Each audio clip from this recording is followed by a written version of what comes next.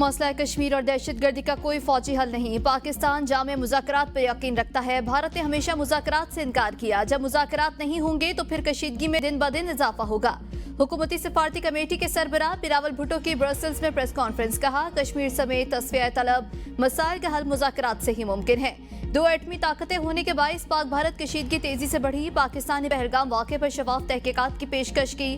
भारत ने पाकिस्तान की पेशकश को कबूल करने से इनकार किया।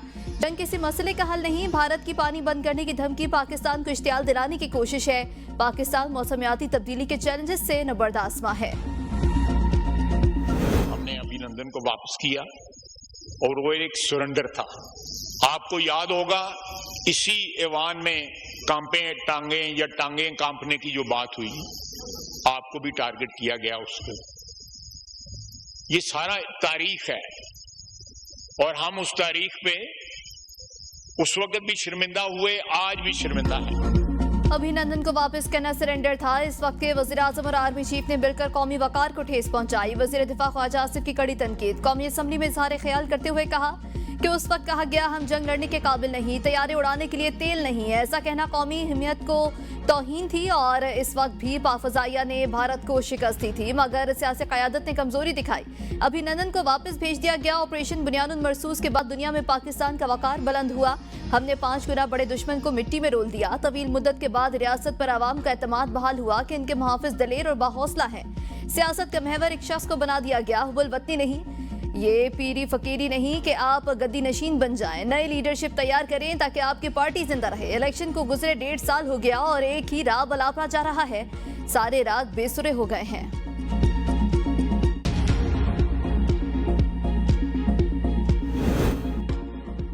अभिनंदन की वापसी का फैसला पीटीआई ने नहीं, इस पार्लियामेंट ने किया था। पीटीआई रहनुमा असद कैसर का वजीर दिफा को जवाब। ऐवान में इज़हार ख्याल करते हुए कहा, ये पॉइंट स्कोरिंग का वक्त नहीं। क्या ये सीट अवाम ने आपको दी है? आपको ज़मीर मलामत नहीं करता।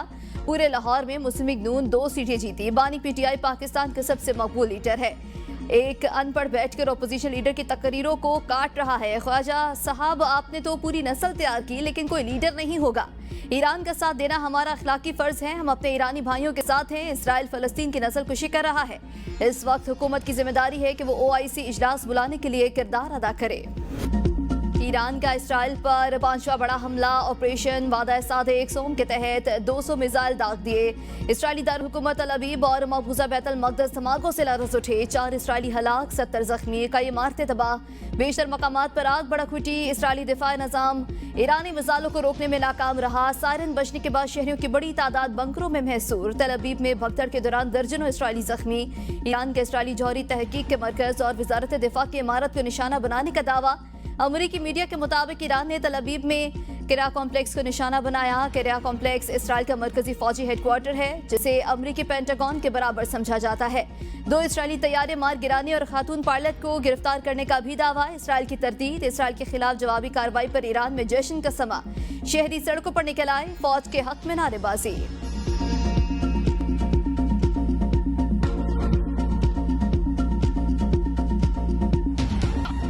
इसराइल ने फॉक्स न्यूज के रिपोर्टर को तबाही के मनाजिर दिखाने से रोक दिया। रिपोर्टर लाइव दिखा रहा था कि ईरान ने इसराइल के फौजी हेडक्वार्टर किरियान को कामयाबी से निशाना बनाया, जिसे अमरीकी पेंटागन के बराबर समझा जाता है। ईरानी मिसाइलों की दहशत से इसराइली फौज के तर्जुमान के हाथ कांपते रहे। वीडियो में इसराइली फौज का तर्जुमान कह रहा था कि हम ईरानी हमले से खौफजदा नहीं हैं। इसराइली फौज ने तबाही की खबरें देने पर भी सेंसरशिप आयद कर दी।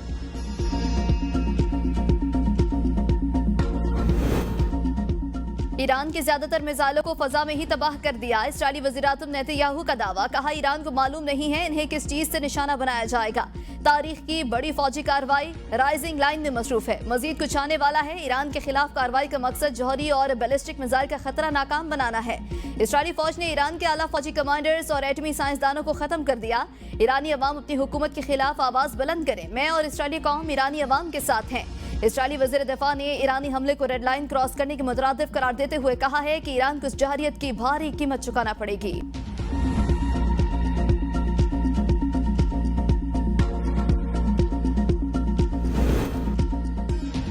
इसराइल को भागने नहीं देंगे, मफलूज करके दम लेंगे। इसराइल का जुर्म नाकाबिले माफी है, मुसल्लह अफवाज जिसे सजा दिए बगैर नहीं रुकेंगे। ईरानी सुप्रीम लीडर आयतुल्लाह खामनाई को सेहूनी रियासत को दो टोक पैगाम। कहा, जवाबी हमले में ईरान के मुसल्लह अफवाज ने कोई कोताही नहीं बरती। ताकत की जबान के सिवा किसी और जबान में इसराइल से बात मुमकिन नहीं। जंग की शुरुआत इसराइल ने की थी, लेकिन इसका इख्तिताम ईरान लिखेगा। पासदारान इनकलाब का कहना है कि इसराइल पर जल्द ही खैबर मिसाइल दागे जाएंगे, जिसके असरात देखकर दुनिया हैरान रह जाएगी। इसराइली फौजी तनसीबात असलहा साज फैक्ट्री और फौजी अड्डों समेत 150 अहदाफ का निशाना बनाया। ये हमले इसराइल के हाथों बेगुनाहों के खून बहाए जाने का जवाब है। जब तक मकसद हासिल नहीं हो जाता, चैन से नहीं बैठेंगे। ईरानी वजीर खारजा अब्बास अराक्ची कहते हैं, ईरान से तहम्मुल का मुतालिबा गैर मुनसिफाना है। इसराइल ने मुआशी तवानाई इंफ्रास्ट्रक्चर पर हमला किया तो फौरी रद्द-ए-अमल देंगे।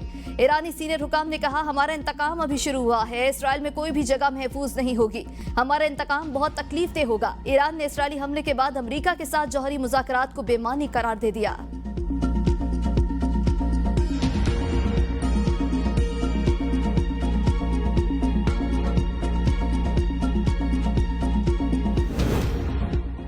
इसराइली हमलों में ईरानी मुसल्लह अफवाज के जनरल स्टाफ के मजीद 2 डिप्टी कमांडर शहीद। ईरानी मीडिया के मुताबिक जनरल स्टाफ में इंटेलिजेंस के सरबराह जनरल गुलाम रजा मेहराबी और deputy chief of operations general Mehdi Rabbani शहीद हो गए।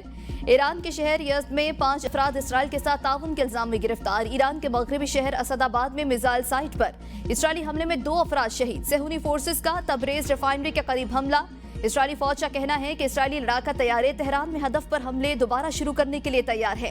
ईरान के खिलाफ मजीद हमले आइंदा घंटों में मुतवक्के। इसराइली हमलों में अब तक ईरान की फौजी क़यादत समेत 78 अफराद जाँ बहक, 300 से ज़ायद जख्मी हो चुके हैं।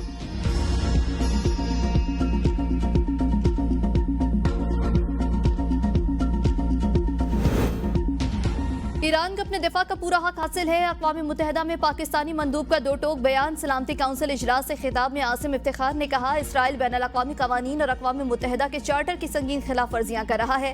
ऐसे इक़दाम न सिर्फ खित्ते बल्कि दुनिया भर में अमन सलामती के लिए शदीद खतरा बन सकते हैं। गजा में निहत्ते और मासूम बच्चों के बेदर्दी से कत्ल की जितनी मजम्मत की जाए कम है। आलमी बरादरी इसराइली जहारियत को रोकने के लिए फौरी और मौसर इक़दाम करे।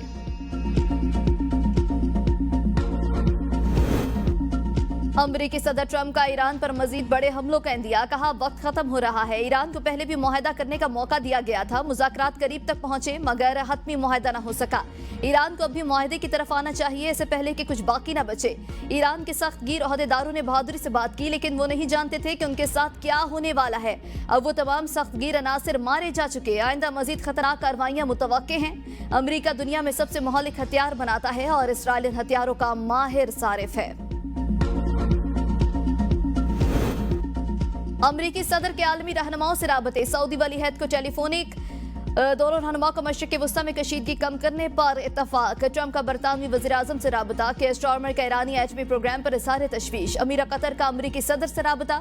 मशरिक़ वस्ता में जंग रुकवाने में किरदार अदा करने का मुतालबा। डोनाल्ड ट्रंप ने जापानी वज़ीर आज़म से भी राबता किया। मशरिक़ वस्ता की सूरत हाल पर तबादला ख्याल। सऊदी वली अहद का इतालवी वज़ीर आज़म से टेलीफोनिक राबता। कहा, ईरान और इसराइल मशरिक़ वस्ता के अमन और सलामती को यकीनी बनाएं। सऊदी वली अहद और फ्रांसीसी सदर के दरमियान टेलीफोनिक राबता। दोनों रहनुमाओं का ईरान इसराइल जंग रोकने के लिए तमाम वसाइल बुरेकार लाने पर इत्तफाक। फलस्तीनी और कतरी वज़ीर आज़म के सऊदी अरब के वज़ीर खारजा से टेलीफोनिक राबते। मशरिक़ वस्ता की बिगड़ती सूरत हाल पर बातचीत। यूरोपीय कमीशन के सरबराह का इसराइल के सदर से टेलीफोनिक राबता। ईरान और इसराइल से तहम्मुल का मुजाहरा करने पर जोर।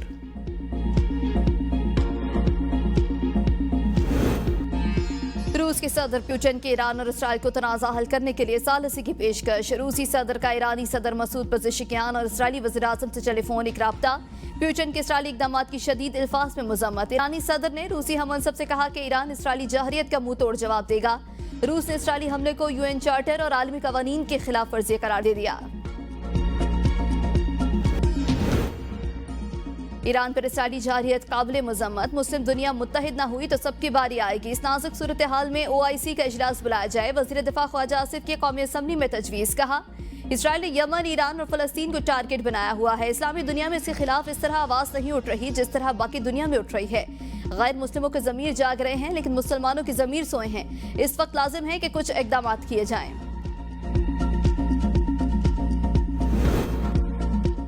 बजट में जो फंड्स विफाक से मिलने थे वो नहीं मिले। बजट से सिर्फ एक रोज पहले खत में आगाह किया गया कि 105 अरब रुपए कम देंगे। वज़ीर आला सिंध मुराद अली शाह की पोस्ट बजट प्रेस कॉन्फ्रेंस, कहा विफाक टैक्स सूबों से इकट्ठे करता है। 422 अरब रुपए अब भी विफाकी महासिल से हमें कम मिले हैं। अगर हुकूमत अपने वादे पर पूरा उतरती है तो इन्हें बकिया पैसे जून में ही दे देंगे। हम IMF प्रोग्राम में हैं जिसके तहत सूबों को बड़ी रकम बचा कर रखनी है। वज़ीर आला की ईरान पर इसराइली हमले की भी मजम्मत, कहा ईरान पर खुली दहशतगर्दी की गई। बजट इजलास में ईरान पर इसराइली जारियत की मजम्मत की। अफसोस अपोजिशन इस करारदाद के दौरान भी शोर शराबा किया।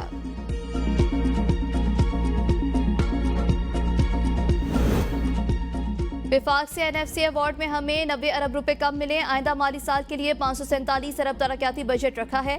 पहली बार विफाक ने वाजिबात में 70 अरब रुपए की पूरी रकम दी। मुशीर खजाना खैबर पख्तूनख्वा मुजम्मिल असलम की पोस्ट बजट प्रेस कॉन्फ्रेंस, कहा विफाक ने तरक्याती फंड्स में खैबर पख्तूनख्वा को नजरअंदाज किया।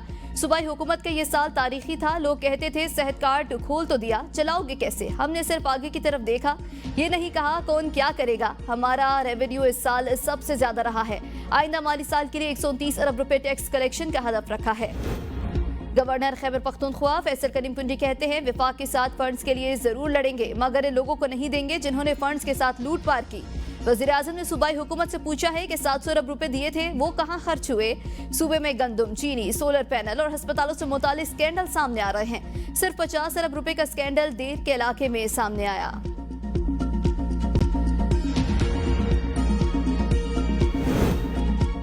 पार्लिमानी जमातों की मुशावरत को बजट तजावीज़ का हिस्सा बना रहे हैं। तरक्याती मंसूबे सिर्फ कागजी वादे नहीं, इन पर जमीन पर काम होता नजर आएगा। वज़ीर आला बलोचिस्तान मीर सरफराज बुगची की पीपल्स पार्टी के सूबाई वज़रा और अरकान असम्बली से गुफ्तगू, कहा तारीख में पहली बार PSDP फंड्स का 90% से ज्यादा इस्तेमाल मुमकिन हुआ।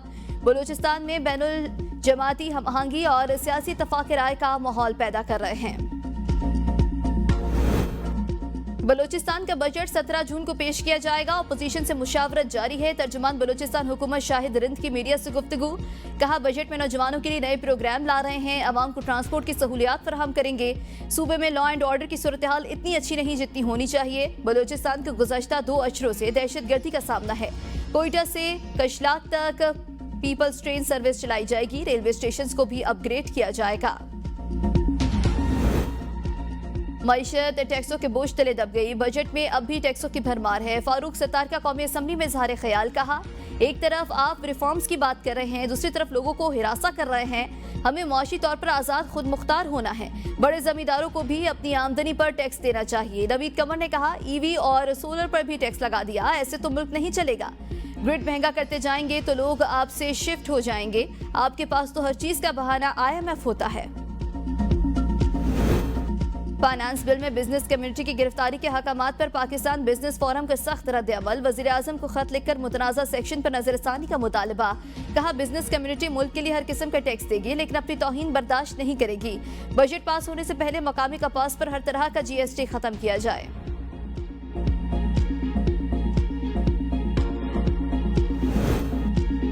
ईरान और इसराइल जंग का असर 16 जून से पेट्रोलियम कीमतों में 5 रुपए 30 पैसे तक इजाफा मुतवक्के। हाई स्पीड डीजल 5 रुपए 30 पैसे, मिट्टी का तेल 4 रुपए 16 पैसे, लाइट डीजल 4 रुपए 13 पैसे, पेट्रोल फी लीटर 1 रुपए 12 पैसे तक महंगा होने का इम्कान।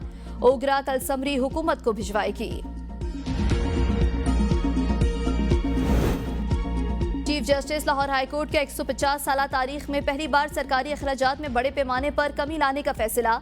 मिसालिया नीलम का ग्रेड 20 और 21 के अफसरान से सरकारी गाड़ियां वापस लेने का हुक्म। नई पॉलिसी के तहत गाड़ियों के बजाय अफसरान को अब फिक्स अलाउंस मिलेगा। गाड़ियों के पेट्रोल और मुरम्मत में माहाना खर्च होने वाले लाखों रुपए की बचत होगी।